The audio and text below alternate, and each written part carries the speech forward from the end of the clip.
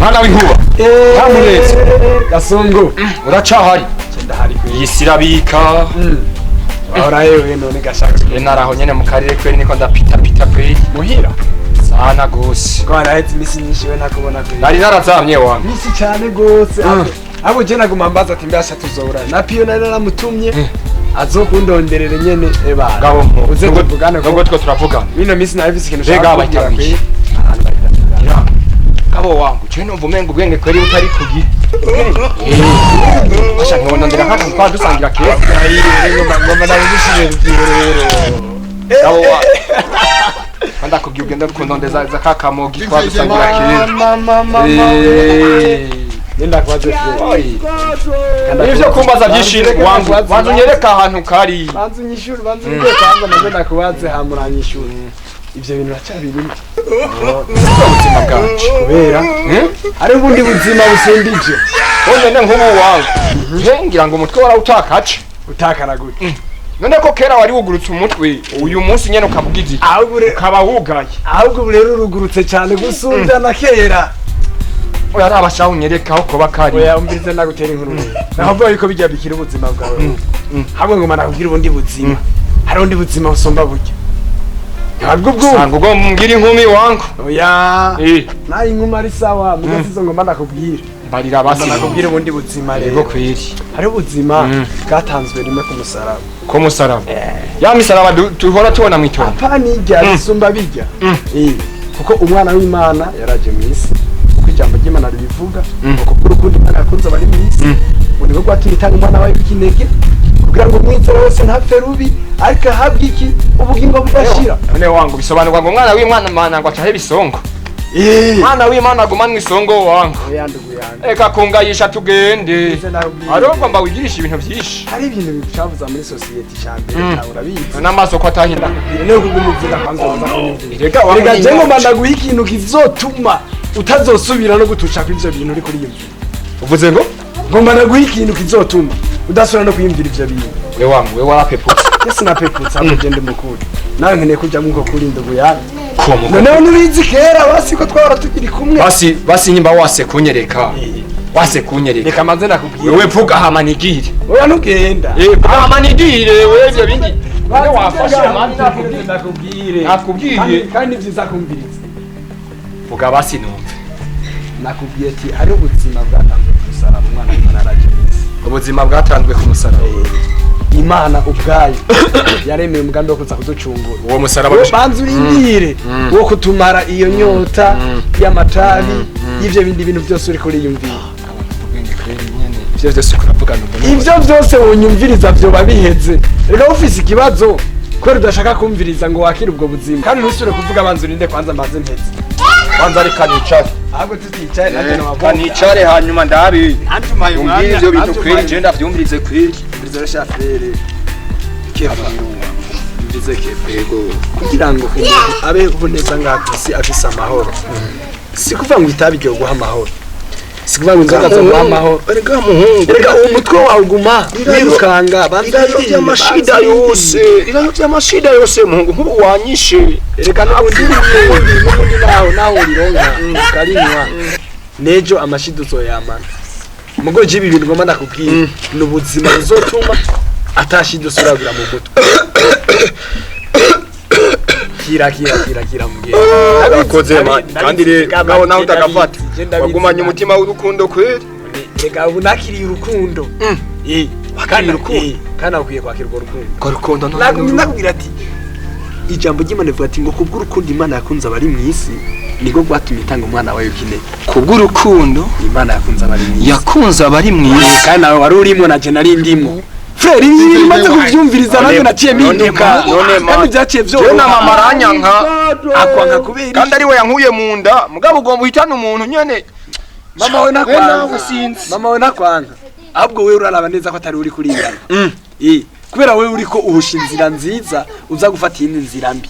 None inkuri. Nukuvuga Chukorane n'utumva none. Chabugufi manze ndakubarire kwa. Ciye bugufi. Ndafukama mbe. Ijambo ry'Imana ati ngo niwaturisha kanwa yuko Yesu ari umwana. Ukizera mu mutima yuko Imana yamuzuye mukuye mu bapfuye ngo uzokizwe. Ngo kuko umutima ari umuntu yizeresha karongi iki kugororoka. nukuvuga iyo umuntu yizeye yatuye ko Yesu ari umwami w'ubuzima bwe wiwe ababaye umugororotse ntusubira kwikondana jewe ngo sinzoja mu ijuru ngo ibiki n'ibiki ugumana nyene ivyo vy'ubugororotsi jewe hari ibyaha nkora hari umuntu nica mwana w'inkuba uri kurangora mu mutwe kwiri siko nakugora uri kurangora mu mutwe kwiri nziza yo gufata kandi yo guha amahoro basi ntangora rero ubahe basi kugira ngo nzoze kurondera ndabona niwo nahuze kugira ngo ngende ibindi kuravuga byose ibindi byose uri kuravuga ibi ndakubwiye niboneye umurasta hari yanye sivyo ndiboneye umurasta hari ya reka ngende ndamubaza anzurindire gazosubira wewe ebana sawa turundi musi mugawe imani zo gutahuza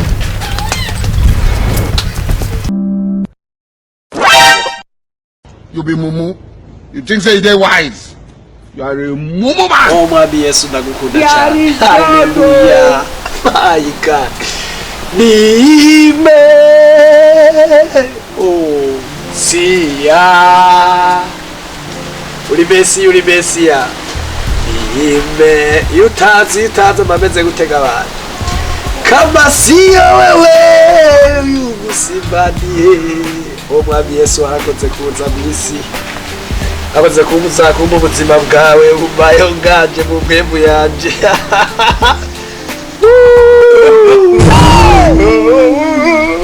ndagucuragira ibigiye mu mutima kuko wambaye kukumenya mwami we ndagukunda cyane sinobura amagambo ahagije turamukunda Yesu aducubahiro mwami Yesu agabashira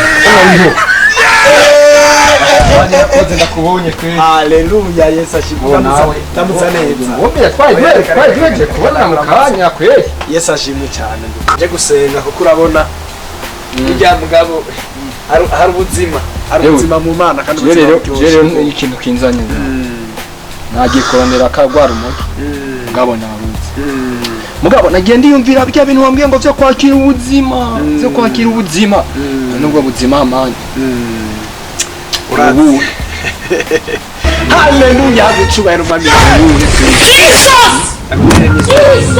ujyagiye askenda senga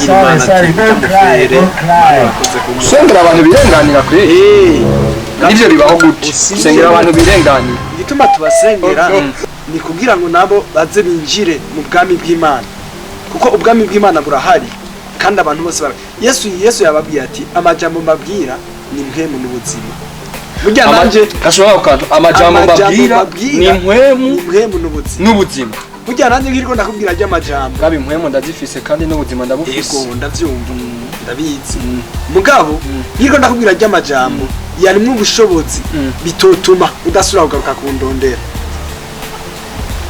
Kefa Imana iragukunda cyane none wumva mu mutima mugabo nayi nkunda ngenda mpura n'ibintu byinshi bitandukanye rwanya mu buzima kwe ivyo nakubwiye rega hari wo kutugwanira wenyine kweli waragahetse je ntaragahetse cyane frere none wewe icufise mu minwe n'igiki iki bakita igitabo ceranda cya bibiri uro n'ibitabo bisigara ivyeranda kandi naho urazi ko abantu ari bubiri harimo amakuru yose atondora urutonde rw'Imana usiwe ni kuvuga ukeneye kumenya Imana uza ngaha ukaraba Imana yagira akora nyene yagira aganira n'abantu bayo none wewe ndakubaze wewe kuvuga uko Sauli yari umwicaye Sauli kandi yakora ibintu bikomeye Imana yaramuhinduye abo umuntu mwiza none umunsi turacamuvuga ko ari mwiza uyu munsi mama wawe yituma kwanka sikindi ya mama wanje kwanya kana je wabibwiwe nande mama wanje arankunda wangu umuntu naho nazigiye sanga yambikiye njya ku meza uriko uravuga yuko anyana urumva burya mbise ukutariko burya niyo reka kutabikuta rekana na sijo ya mama rekana na sijo ya mama we mbwira ibyo wambwiye kare ikintu ngarukanye nga wambwiye ngo umuntu yaturisha kanwa kiwe akabarosa agakiza kandi yizeresha umutima wiwe akaronka kugororoka kabo rero nawe jewe nziko nziza agakiza banzurira nakubwiye navyuzi uko yabubizi numugendana mu mutima wawe umva ati iki kintu ndakibuze ndapfuye kuko Yesu yavuze ati nimunze kuri jewe mwese abananiwe n'abaremerewe. none sisenga ku izina rya data n'irya mwana n'irya mutima mweranda amen. none wumva senga gutyo ngoma ndakubwire yuko agakiza ntagafise. banzu ningire gatoyi frere kandi banzu nkunde ni manze barira kubera burya ubuzima bwose butekeye mu kino gitabo cy'ijambo ry'Imana kuko Imana niho yiyerekana. Igihe rero utahuye urukundo rw'Imana yagukunze cyo tuma nawe yikunda kandi Imana yikunze nayo iragukunda. Rero sinja ko none frere ndakwaza ikibazo kimwe umva aho kwemera ugakiza ukagira Yesu nk'umwami n'umukiza mu buzima bwawe subujuju ntabwo ari ubujuju kuko umunsi umwe iyi si ubona tubayeho umunsi umwe isi zohinduka gute? Umunsi umwe hazogera igihe twisange twese twashyize imbere y'intebe y'Imana. Gabo mbega uraca wicitwa mwana w'intore jewe kiretse nako kuriyomba nk'abapasiteri kwiwe Imana igira neza frere gusa mugaba gasura arahinduka kuri mu minsi nawe uzobona agasura karabaye keza gose kubera iki hari ubuzima mu Mana. Ijambo ry'Imana rivuga ati ko twihweza umwami wacu Kristo turahinduka tugasa nawe tugafata iyo shusho yiwe. Gabo je kweje ubwo frere banzureke manze nakwaze ntunjane ntakare nakwajije ikibazo wumva mu mutima wo kwakira Yesu akakubera umwami n'umukiza w'ubugingo bwawe mu byo uzokora byose ngaha mu isi kandi akaguha no kuzokwinjira mu bwami bw'Imana. turamuhamagara ze none umwizera mu mutima iyo vyemera umutima wawe ukavyemera burya ubutanguye kubiba usanga warabibayeho hanyuma tuzohora dushima impundu turirimbira Imana twuzuye amashimwe turyohewe iryo shavu rizoba ryaraheze. ibi bintu ko uravuga n'ivy'ubwenge canke n'ubujuju? Ntabwo ari ivy'ubwenge canke navyo ari ivy'ubujuju birenze n'ubwenge bw'umuntu ni binini gose. Basi ndamwakire hama nigiye sibasi nyemerera neza yuko umva mu mutima ufata decision ukamukwirikira. none basi pastor uganda ko nimba utari kuragomba kumusikoka jiyo yakwera nyene kaya kanwa arahera. Igihe umuntu yizeye umwami Yesu akamwakira mu mutima wiwe hari abamarayika bamukorera. Nuva abamarayika baza kuri bya bintu byose byahora bikunesha byahora bikunanira ugasanga bariko barakugwanira bariko baragufasha. Rero fukama chaza ndamwakire ntufukame gomba umere uko nyene oya reka fukame kwiri none wumva none azakuza gute umutima arafukama ntacyo basimba wumva nivyo bikuryohera canke ugomba uko nyene. Mon frère shora kwatura amajambo zana amaboko dufatana amaboko akubwira amajambo watura uce wizera mu mutima aboko banturindije tekana nana kintu uce wizera mu mutima yuko nyene mwakira umwami Yesu. Subira mwana majambo umwami Yesu ndakwakira n'umukiza w'ubugingo bwawe uhereye umunsi izina ryanje uryandike mu gitabo c'ubugingo umutima wanje uravyemeye ko wapfuye ukazuka kubwanje ndabinezererewe uhereye ubu nakiriye ubugingo budashira mw'izina rya Yesu Kristo amen. Frere aguruka wicara eze none birarangiye none akanyota karibu banze wicara ngaha. Sorry, don't cry.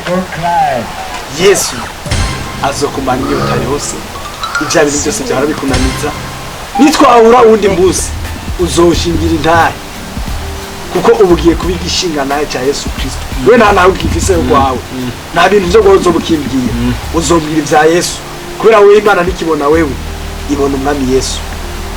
Izina rya Bwita cy'ubugingo kiranditswe urose uburenganzira bwo kuzo kwinjira mu bwami bw'ijuru ubaye umukozi w'ubwami bw'ijuru. None umwiye ko ubuzima buhindutse kubera ibingizi anifite agakundi ku mugoroba tuza kubona abandi duhaduga tugasomana ku mugoroba ndabitavye nibaza ko atangora ntibikunda kuza kubitana oya igihe ufashe decision sino baye bawanga hano gusa bikabati nyene none mbega ngaha niho iwawe none ko ari wambaye gutyo wagomba uje nagomba nje gusenga ahubwo abatipe nani ndabihorere kwiri Yesu agira tujane gusenga umvise ko yego kwiri umvise ko tujane gusenga kwiri umvise ko muka ngabo rero wangu hari nimba usengera ahantu babanza akaguma banda aguca sohoka reka buri tukiranga abanga abakobwa bafise ingeso abakobwa bafise ingeso zo kuguma baraba abantu kandi kikirize ngaho bitahe ubu wewe nta muntu n'umwe uva wiko ariko arakuraba nta kintu na kimwe ubu wowe amaso yawe yashire kuri Kristo wenyene yashire ku Mana gusa abandi bantu bose amaso yabo fuka mbega ubu wambwiye ko witwa nde jewe nitwa banyise Pasteur Patrick n'ibyo byina cyane Pasteur Patrick Pastor Patrick kare kuyasinda gutevye ahubwo reka koresha umwanya tugende rutsembika ubu butebe barafisaka tujana ntabwo yana mahana ngiye kugura akaganje oya wewe uca twipagiza ngora nurayide place cyangwa urafise déplacement we Jayman arampeza agiye kweri bude placement ndayifise nta kibazo na kimwe nakoze cyane ahubwo n'agafana turasangira ku mugoroba ntugira ikibazo nakoze cyane haleluya shima mwami Yesu abitubahira kote